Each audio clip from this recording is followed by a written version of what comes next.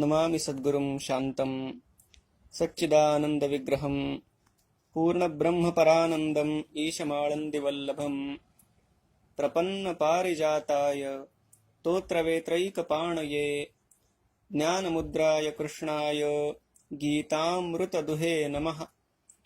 माधुर्यरसकल्लोलां शिवशक्त्यैकरूपिणीम् अमृतानुभवार्थाय वन्दे ज्ञानेशनन्दिनीम्। नमो गोविन्ददेवाय ज्ञानदेवस्वरूपिणे वाग्मिने वाङ्निधानाय यतये वेदमूर्तये।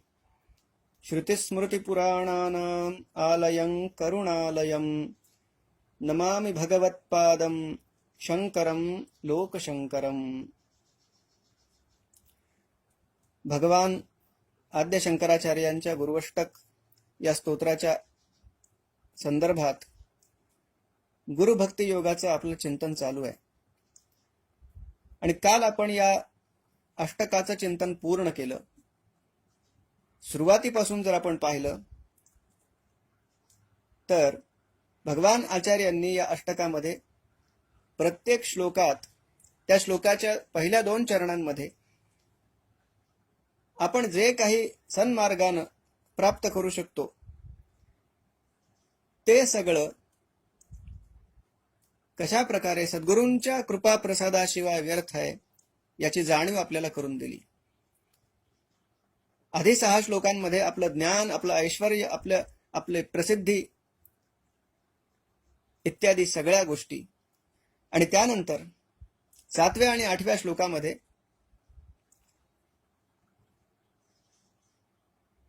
कुठल्याही साधकाला हेवा वाटावा अशा प्रकारचं स्वाभाविक वैराग्य जरी आपल्याला प्राप्त झालेलं असलं आणि कुठल्याही भोगामध्ये,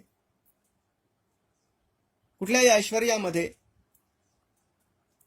मन रमत नाही आणि आत्मकल्याणाची आस लागून राहिलेली आहे अशा प्रकारची आपली अवस्था असली तरी सद्गुरूंच्या चरणांचा जोपर्यंत आपण आश्रय घेत नाही तोपर्यंत ते वैराग्य सुद्धा क्षणजीवी ठरू शकतं। कुठल्याही प्रकारचं कल्याण ते वैराग्य सुद्धा आपल्याला प्राप्त करून देऊ शकत नाही। आणि जाता जाता आपण हेही पाहिलं की कशा प्रकारे या सगळ्या अन्यान्य गोष्टींचं व्यर्थत्व लक्षात घेऊन सद्गुरूंच्या चरणारविंदाशी आपलं मन जोडून ठेवण्याची प्रक्रिया, त्यासाठी आपण पाहिलं आता हृदय हे आपुले चौफाळून या भले वरी बैसवू पाऊले श्री गुरूंची। आणि त्या पाऊलांची प्रतिष्ठापना आपल्या अंतःकरणावर करण्यासाठी म्हणून आपल्याला आपल्या अंतःकरणाला आधी हळुवार बनवलं पाहिजे, निर्मळ बनवलं पाहिजे। अति हळुवारपण चित्ता आणून या, त्या अति हळुवार झालेल्या अंतःकरणावर जेव्हा सद्गुरूंचे पाय प्रतिष्ठित होतात, गुरुभक्तीची जेव्हा प्रतिष्ठापना आपल्या अंतःकरणामध्ये होते, त्यानंतर खऱ्या अर्थानं सगळ्या प्रकारच्या भाग्याची द्वारं आपल्यासाठी उघडतात। मग न कुठली लौकिक गोष्ट आपल्याला असाध्य राहते, न कुठली अलौकिक वस्तू आपल्यासाठी अप्राप्य राहते। पण इहामूत्र फलभोग विराग असं ज्याला म्हणतात, कुठल्याही लौकिक किंवा अलौकिक गोष्टीविषयी आपल्या मनामध्ये आसक्ती सुद्धा त्यानंतर राहत नाही। आणि ते जे वैराग्य आहे, तो जो विवेक आहे, तो सद्गुरूंच्या कृपेनं आपल्या अंतःकरणामध्ये जागृत झालेला असल्यामुळं तो शाश्वत असतो, तो चिरस्थायी असतो। गुरुभक्ती हा विषय जेव्हा केव्हा आपल्या मनात येईल,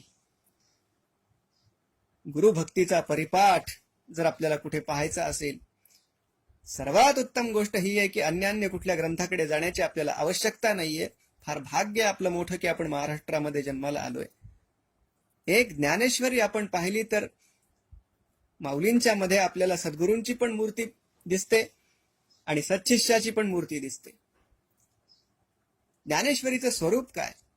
गीतेमध्ये अर्जुन विषाद योगापासून मोक्ष संन्यास योगापर्यंत अनेक प्रकारचे योग आले. ते योग अर्थात ज्ञानेश्वरी हे गीतेचं भाष्य असल्यामुळं ज्ञानेश्वरीमध्ये पण आले. पण गुरुभक्ती योग हा ज्ञानेश्वरीचा पहिल्या अध्यायापासून अगदी 18व्या अध्यायापर्यंत गीतेचं प्रत्यक्ष विवेचन आरंभ माऊलींनी पूर्वीपासून ते गीतेचं विवेचन निरूपण करून झाल्यानंतर पर्यंत सगळीकडे ज्ञानेश्वरीमध्ये आपल्याला गुरुभक्ती योगाचं दर्शन होईल. ज्ञानेश्वरीचा जो आरंभ होतो तो म्हणे निवृत्तीदासू अवधारिजोजी इथून होतो. आणि ज्ञानेश्वरीचं माऊली जिथं समापन करतात, किंबहुना तुमचे केले धर्म कीर्तन हे सिद्धी गेले येथ माझे जी उरले पायी कपण. सद्गुरूंची भक्ती ही माऊलींच्या ठाई ओतप्रोत भरलेली. आणि मध्ये बोलताना मी एकदा ज्या गोष्टीचा उल्लेख केला होता, जेव्हा जेव्हा आपण सद्गुरूंच्या चरणाशी आपलं मन जोडण्याविषयी बोलतो, माऊलींनी ज्ञानेश्वरीमध्ये मंगलाचरणांमध्ये सद्गुरूंचं केलेलं स्तवन, सद्गुरूंच्या कृपादृष्टीचं जे स्तवन माऊलींनी 12व्या अध्यायाच्या आरंभी केलंय,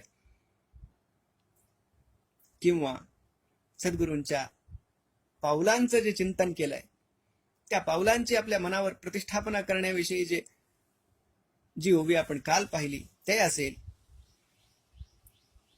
किंवा 18व्या अध्यायाचं मंगलाचरण असेल, अनेक ठिकाणी सद्गुरूंविषयी माऊली भरभरून बोलतात. त्यामध्ये गुरुभक्तीचा परिपाठ वास्तविक पाहिलं आपण तर ज्ञानेश्वरी जिथे जिथे म्हणून सद्गुरूंचा विषय निघतो, तिथे माऊलींना त्यांच्या भावना एवढ्या अनावर होतात. कधी कधी तर निवृत्तीनाथ महाराजांना माऊलींना भानावर आणावं लागतं की आता जरा आपण गीतेकडे वळूया, असं पण घडलंय. पण जेव्हा गीतेमध्ये भगवान 13व्या अध्यायात ज्ञानाची लक्षणं सांगायला लागतात, आणि त्या ज्ञानाच्या लक्षणांमध्ये आचार्योपासनम हे जेव्हा लक्षण भगवान सांगतात, तेव्हा या आचार्योपासनमचं जे भाष्य माऊलींनी केलंय, गुरुवष्टकम या स्तोत्राचा सगळा मथितार्थ आपल्याला त्या माऊलींनी केलेल्या भाष्यामध्ये सापडतो.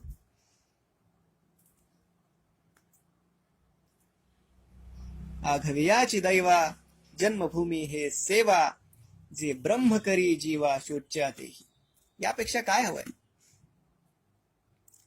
आपली अपूर्णत्वाची जाणीव आणि पूर्णत्वाच्या दिशेनं आपला होणारा आध्यात्मिक प्रवास, त्या प्रवासाची परिपूर्णता कशात आहे? जन्मभूमी. तो प्रवास जिथून आपला सुरू होतो ती गुरुभक्ती आहे, ती सद्गुरूंची सेवा आहे.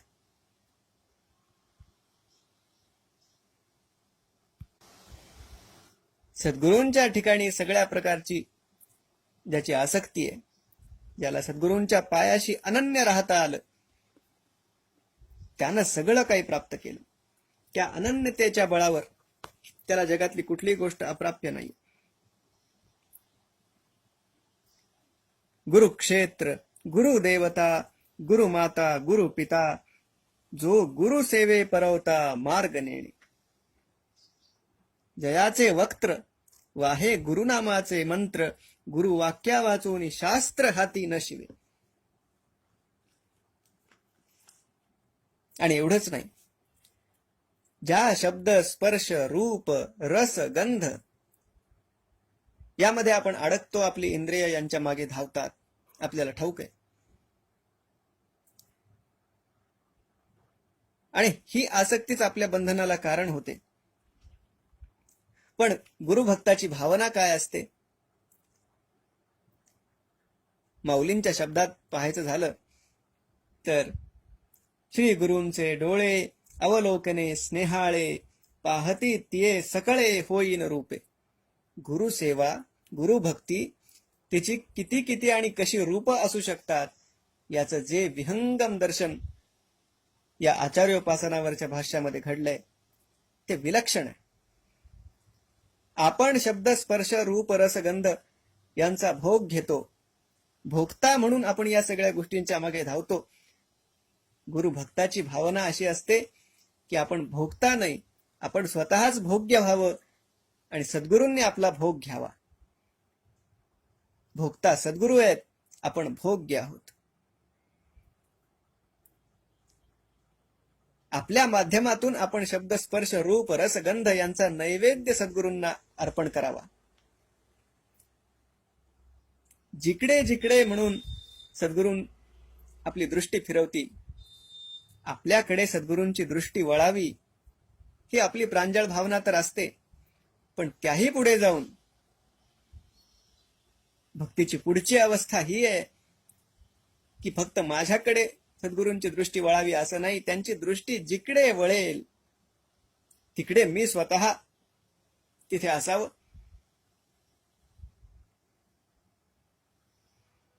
श्री गुरूंचे डोळे अवलोकने स्नेहाळे पाहती तिये सकळे होईन रूप. तिये रसने जो जो जो रुचेल तो तो रसू म्या होई जेल. गंधरूपे की जेल घ्राण सेवा. जो रस सद्गुरूंना आवडेल तो रस मी होईल, जो गंध त्यांना रुचेल तो गंध मी होईल.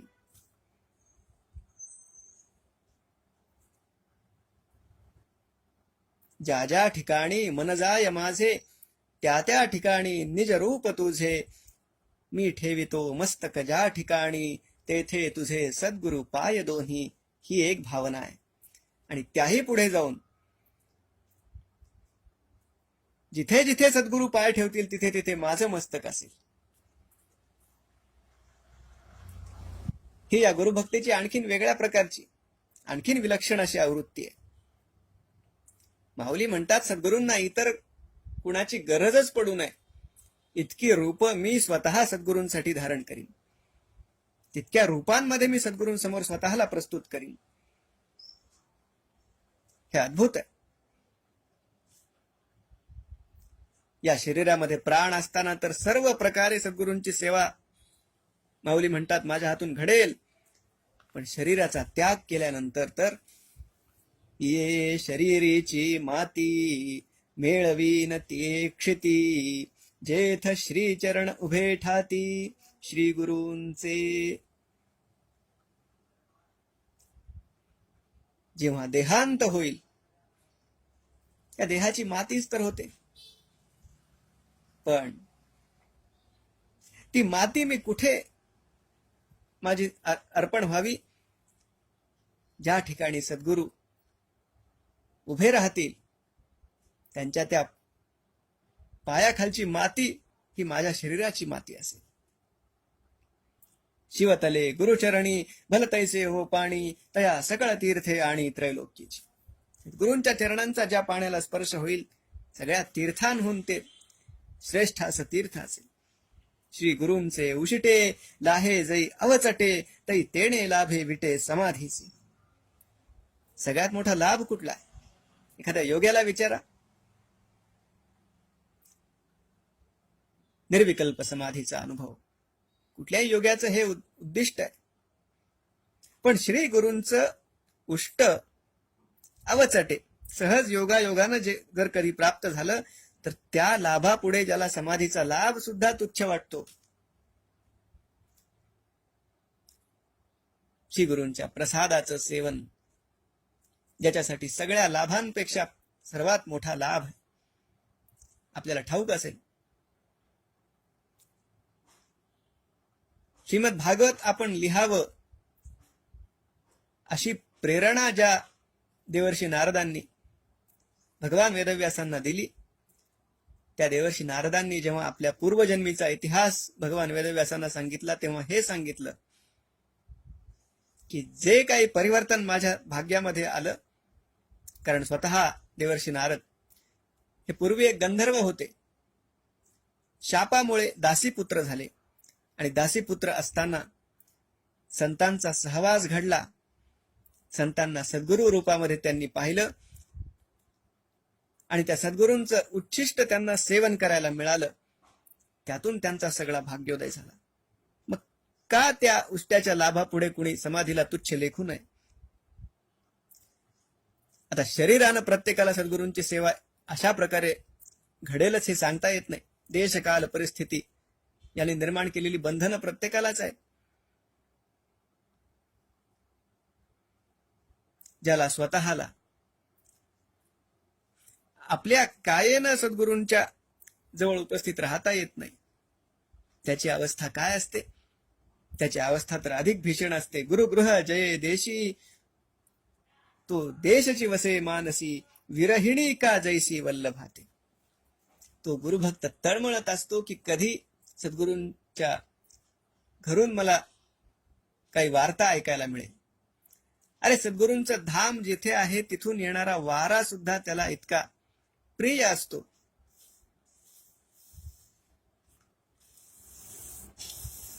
देहाने आपण कुठे आहोत हे तसं फारसं महत्वाचं नाहीये. देहाने आपल्याला आपल्या संसारात आपण जिथे आहोत तिथे राहणं अपेक्षितच असतं, आवश्यकच असतं, किंबहुना ते अनिवार्य असतं. आपलं मन आपण कुठे ठेवलंय याला फार महत्व आहे. वास करी माझ्या मना तया आळंदी अंगणा. प्रज्ञाचक्षु गुलाबराव महाराज म्हणतात,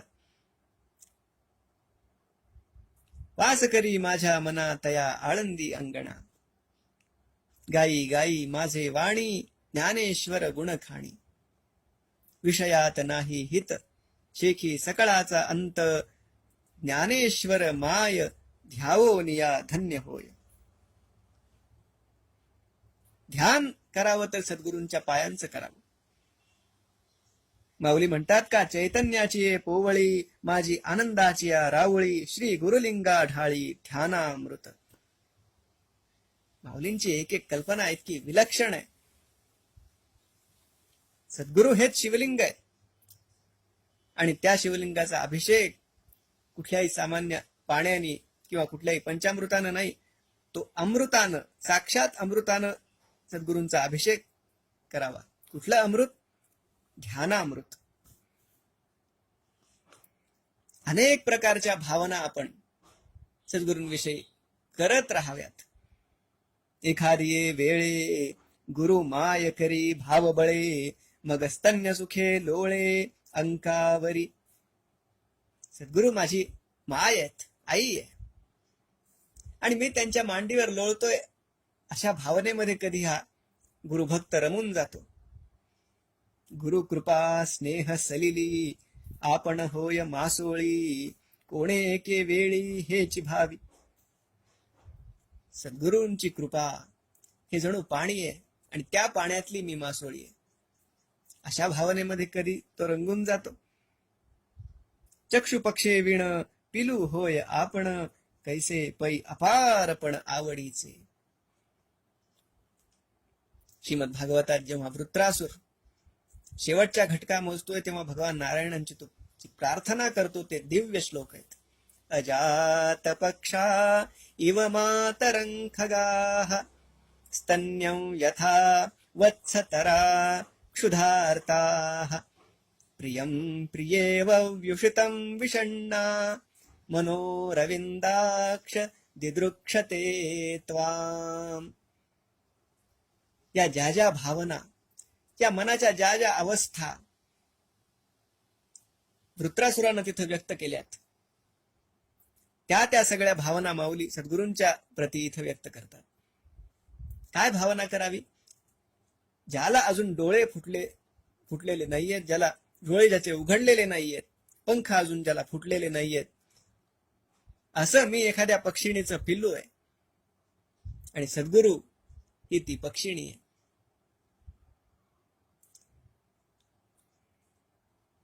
किंवा मी एखादं भुकेनं तळमळणारं वासरू आहे आणि सद्गुरू ती प्रेमळ वात्सल्यमयी गाय आहे, जिला आपल्या प्रिय पतीचा चिरकाळ विरह झालेला अशी एखादी मी विरहिणी आहे. सद्गुरू माझे प्रिय करत, कैसे अपारपण आवडीचे. अनेक अनेक अनेक अनेक प्रकारच्या या भावना जेव्हा योगाच्या भाषेत ज्याला धारणा म्हणतात, त्या गुरुभक्ताच्या मनात चालू आहे.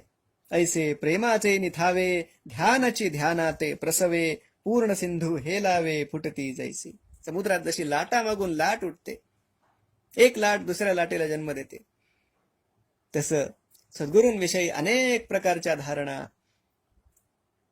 हा गुरुभक्त करत राहतो आणि त्या ध्यानातून ध्यान उपजत राहतं.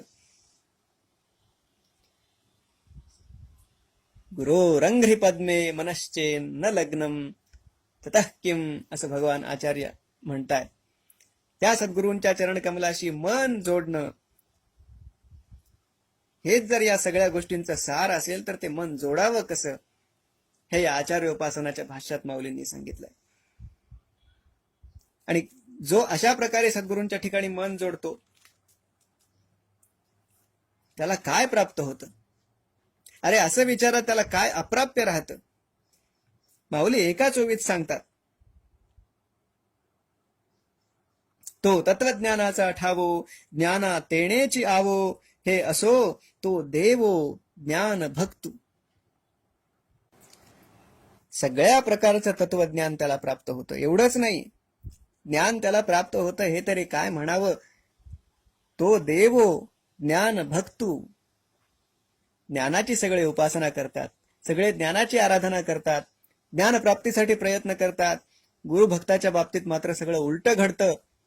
तो गुरुभक्त देव होतो आणि ज्ञान त्या भक्ताची आराधना करतं. आणखी काय हवं? गुरोरष्टकं यः पठेत पुण्यदेही. आपण या अष्टकाच्या आता फलश्रुतीकडे वळतोय. गुरोरष्टकं यः पठेत पुण्यदेही, यतिर्भूपतिर्ब्रह्मचारी च गेही. कुणी संन्यासी असो, कुणी राजा असो, कुणी ब्रह्मचारी असो, गृहस्थ असो, वानप्रस्थ असो, कुणाचा कुठला वर्ण आहे, कुणाचा कुठला आश्रम आहे, कोण किती संपन्न आहे, कोण किती विपन्न आहे, या सगळ्या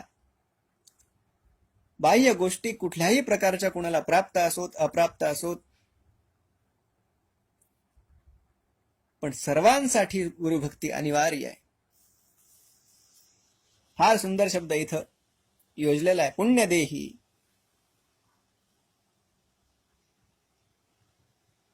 सद्गुरूंच्या भक्तीकडे मन ओढलं जाण्यासाठी एक गोष्ट मात्र आपल्या ठिकाणी असली पाहिजे, काही ना काही पुण्य आपल्या हातून घडलेलं असलं पाहिजे.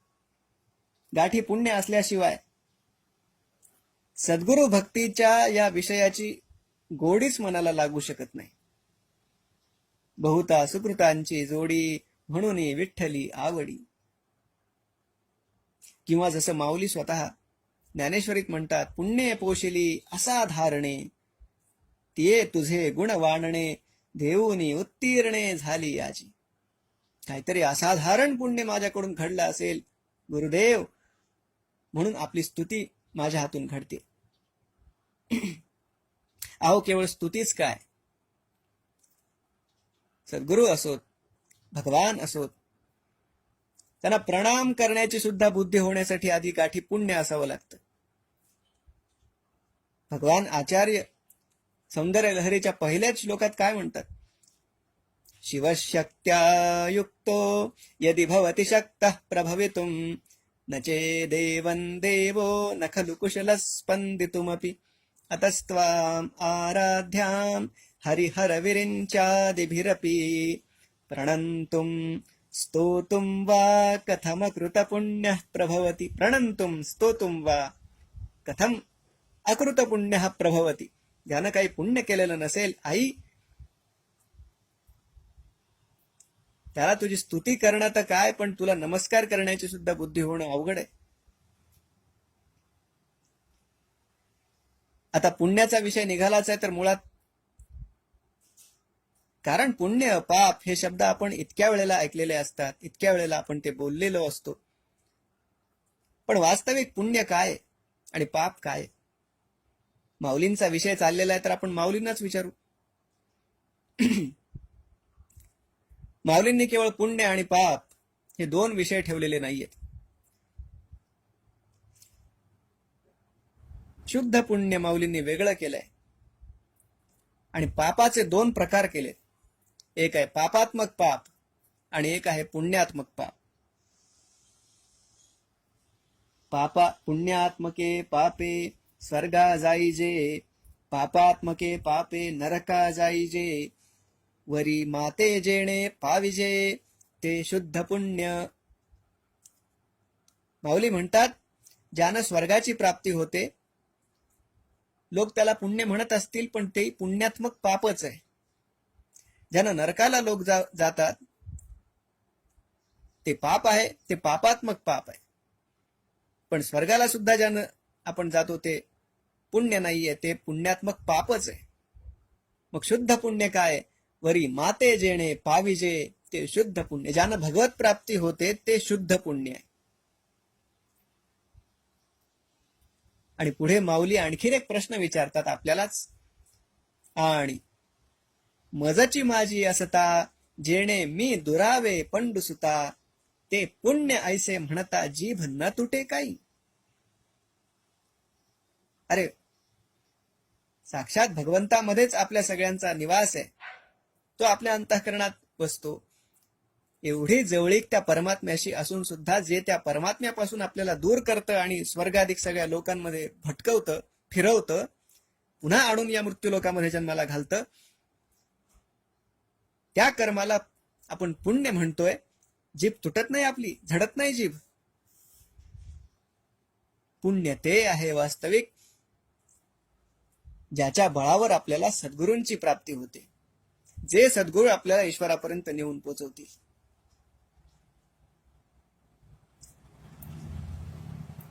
गुरुरष्टकम यः पठेत पुण्यदेही, यतिर्भूपतिर् ब्रह्मचारी च गेही, लभेद वांछितार्थम परब्रह्म संज्ञम, गुरोरुक्तवाक्ये मनो यस्य लग्नम.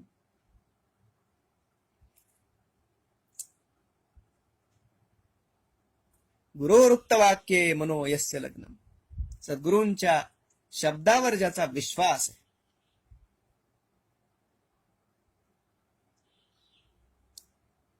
श्रीमद भागवतात, भागवत महात्म्यामध्ये